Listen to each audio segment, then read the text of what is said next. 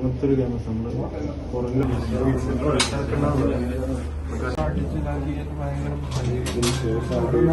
അടിക്കുന്നില്ല, നമ്മളെ കൂടെ അടിക്കുന്നത്. അതാ പ്രശ്നം. നമുക്ക് നമ്മൾ യൂണിറ്റ് എടുക്കുന്നതിന് മുമ്പ് ദേവനെ അടിച്ചു, തലയടിച്ച് പൊട്ടിച്ചു. ഇവർ നിരന്തരമായിട്ട് ഇത്രയും വർഷമായിട്ട് ഒരാളെ പോലും ചോദ്യം ചെയ്യുന്നുണ്ട്. പിന്നെ നമ്മളെ മത്സരിച്ചു, നമ്മളൊരു ബാങ്കിൽ ഫുള്ള് മത്സരിച്ചു. CPM SFIനോട് ഉണ്ടാക്കാൻ ആഗ്രഹിക്കുന്നത് ഗുണ്ടകളെ മാത്രമാണ്. നേതാക്കന്മാരാവേണ്ടവർ ഇനി വിരളമാണ്, ഗുണ്ടകളാവേണ്ടവർ ഇനി ധാരാളമാണ്. അതുപോലത്തെ കാടത്തും തെമ്മാടിത്തരമാണ് ആ ചെറുപ്പക്കാരനോട് കാണിച്ചിട്ടുള്ളത്. ഞാൻ പറഞ്ഞു, ഇവരോട് സംസാരിക്കരുത്. അവിടെ ഉണ്ടായിരുന്ന മുഴുവൻ ഇൻസിഡൻസും നിങ്ങൾ പത്രമാധ്യമങ്ങളൊക്കെ വാർത്തയാക്കിയതാണ്.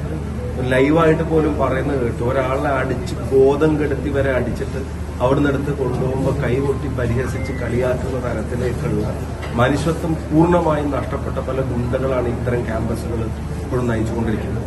ഇപ്പൊ കഴിഞ്ഞ ദിവസം കുസാറ്റ് ഉൾപ്പെടെയുള്ള ക്യാമ്പസുകൾ ഇതിനൊക്കെതിരായിട്ടുള്ള തിരിച്ചടിയാണ് വന്നത്. പക്ഷെ അതിനകത്ത് പോലീസിന്റെ കള്ളക്കളി, ഈ ഗുണ്ടായുസത്തിനും കാടത്തത്തിനും പോലീസ് കൂട്ടുനിൽക്കുക. ഇത്രയും മർദ്ദനമേറ്റ അതിന്റെ മുഴുവൻ ദൃശ്യങ്ങളും കേരളത്തിലെ മുഴുവൻ ദൃശ്യമാധ്യമങ്ങളിലൂടെ എല്ലാവരും കണ്ടിട്ട് ആ കേസിനകത്ത് ഇപ്പോൾ 308 ഇവരെ പ്രതിയായി ചേർത്തിരിക്കുക.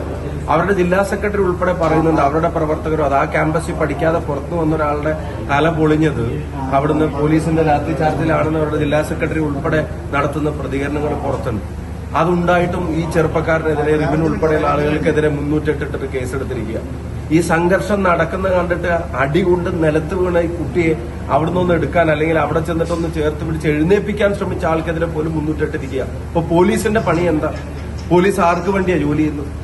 ഈ ഗുണ്ടകൾക്ക് വേണ്ടി കാവലൊരുക്കലാണോ പോലീസിന്റെ പണി? ഇത്രയും വലിയ ഇൻസിഡന്റ് നടന്നിട്ട് ആകെ ഒരാളെയാണ് ഇതുവരെ പോലീസ് അറസ്റ്റ് ചെയ്തിട്ടുള്ളത്. അപ്പൊ പോലീസും ഭരണകൂടം എല്ലാം കൂടെ ഒത്തു കളിച്ചിട്ട് മനുഷ്യന്റെ സമാധാനമായ ജീവിതം, ക്യാമ്പസിലെ സ്വസ്ഥമായ പഠനവും ഒക്കെ ഒഴിവാക്കേണ്ടി വരിക. ഇപ്പൊ കൂടുതൽ കാര്യങ്ങൾ പറയാം. അവിടുന്ന് കുട്ടികൾ TC വാങ്ങി പോയിട്ടുണ്ട് ഇവരുടെ ഉപദ്രവം സഹിക്കാൻ വയ്യാതെ.